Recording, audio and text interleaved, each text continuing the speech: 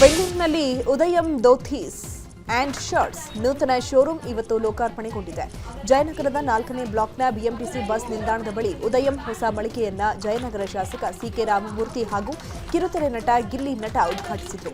ಯುಗಾದಿ ಹಾಗೂ ರಂಜಾನ್ ಹಬ್ಬಕ್ಕೆ ಬಟ್ಟೆ ಕೊಳ್ಳಲು ಇದೊಂದು ಉತ್ತಮ ಆಯ್ಕೆಯಾಗಿದ್ದು ಭರ್ಜರಿ ಆಫರ್ ನೀಡಲಾಗಿದೆ.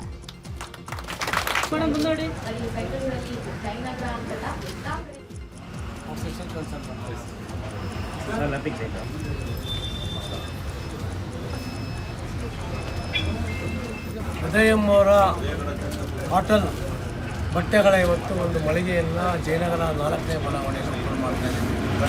ಜಯನಗರ 4ನೇ ಬಡಾವಣೆ ಒಂದು ಪ್ರತಿಷ್ಠಿತ ಬಡಾವಣೆ. ಸೊ ಇಲ್ಲಿ ಅನೇಕ ಥರದಂಥ ಮಕ್ಕಳಿಗೆ ಚಿಲ್ಡ್ರನ್ಸಿಂದ ಹಿಡಿದು ದೊಡ್ಡವ್ರ ತನಕ ಎಲ್ಲ ಕಾಟನ್ ಮೆಟಲ್ ಪಂಚೆ ಇರ್ಬೋದು, ಶರ್ಟ್ಸ್, ಪ್ರತಿಯೊಂದು ಕೂಡ ಇವತ್ತು ಉದಯಂ ಅವರ ಒಂದು Tamil Nadu company, base company. First showroom of Udayam opening in Bangalore, Jayanagar. We are very happy that we are opening our very first showroom today in Jayanagar store with the blessings of our brand ambassador Shivraj Kumar sir.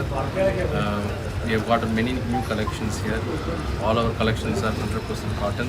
Udayam avara cotton ಲಂಚ ಪಡೆಯುವಾಗಲೇ ಲೋಕಾಬಲೆಗೆ ರಾಜ್ಯ ಮಾಹಿತಿ ಆಯೋಗದ ಆಯುಕ್ತ ರವೀಂದ್ರ ಗುರುನಾಥ್ ಡಾಕಪ್ಪ ಬಿದ್ದಿದ್ದಾರೆ. ಕಲಬುರಗಿಯ ತಮ್ಮ ಕಚೇರಿಯಲ್ಲಿ 1 ಲಕ್ಷ ಹಣ ತೆಗೆದುಕೊಳ್ಳುವಾಗ ಲೋಕಾಯುಕ್ತಗೆ ರೆಡ್ ಹ್ಯಾಂಡ್ ಆಗಿ ಸಿಕ್ಕಿಬಿದ್ದಿದ್ದಾರೆ.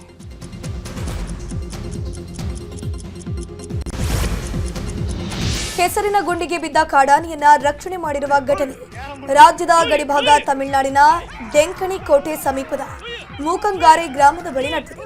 ಬಿಸಿಲ ಬೇಗೆಯಿಂದ ನೀರು ಕುಡಿಯೋಕೆ ಬಂದಿದ್ದ ಕಾಡಾನೆ 10 ಅಡಿ ಆಳದ ಗುಂಡಿಗೆ ಬಿದ್ದಿದೆ. ಗುಂಡಿಯಿಂದ ಮೇಲಕ್ಕೆ ಬರೋಕಾಗದೆ ನರಳಾಡಿದ್ದು ಕಾಡಾನೆ ಕಿರುಚಾಟ ಕೇಳಿ ಸ್ಥಳೀಯರು ಅರಣ್ಯ ಇಲಾಖೆಗೆ ಮಾಹಿತಿಯನ್ನು ನೀಡಿದರು. ಸ್ಥಳಕ್ಕೆ ಬಂದ ಅರಣ್ಯ ಇಲಾಖೆ ಸಿಬ್ಬಂದಿ ಜೆಸಿಬಿ ಸಹಾಯದಿಂದ ಕಾಡಾನೆಯನ್ನ ಮೇಲಕ್ಕೆತ್ತಿ ರಕ್ಷಣೆ ಮಾಡಿದ್ರು.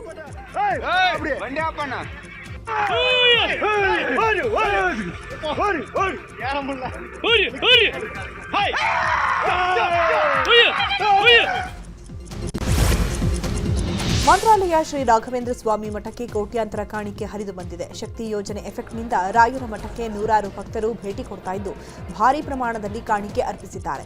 ಮಠದಲ್ಲಿ ಪ್ರಸಕ್ತ ತಿಂಗಳ ಹುಂಡಿ ಎಣಿಕೆ ಮಾಡಲಾಗಿದ್ದು 3,48,69,000 ಕಾಣಿಕೆ ಸಂಗ್ರಹವಾಗಿದೆ.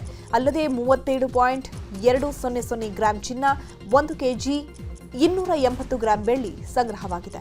ಕನ್ನಡಿಗರ ಮೆಚ್ಚಿನ ನಿಮ್ಮ ನ್ಯೂಸ್ 18 ಕನ್ನಡ ಈಗ ವಾಟ್ಸ್ಆಪ್ನಲ್ಲಿಯೂ ಲಭ್ಯ. ಕರ್ನಾಟಕ ಮತ್ತು ದೇಶ ವಿದೇಶದ 360 ಡಿಗ್ರಿ ಸುದ್ದಿ ವಿವರವನ್ನ ನೀವು ನಿಮ್ಮ ಕೈ ಬೆರಳುಗಳಲ್ಲಿಯೇ ಪಡೆಯೋದಿಕ್ಕೆ ಈ QR ಕೋಡ್ ಅನ್ನು ಸ್ಕ್ಯಾನ್ ಮಾಡಿ. ನಮ್ಮ ಚಾನೆಲ್ ಅನ್ನು ಫಾಲೋ ಮಾಡಿ, ನೋಟಿಫಿಕೇಶನ್ ಆನ್ ಮಾಡಿ.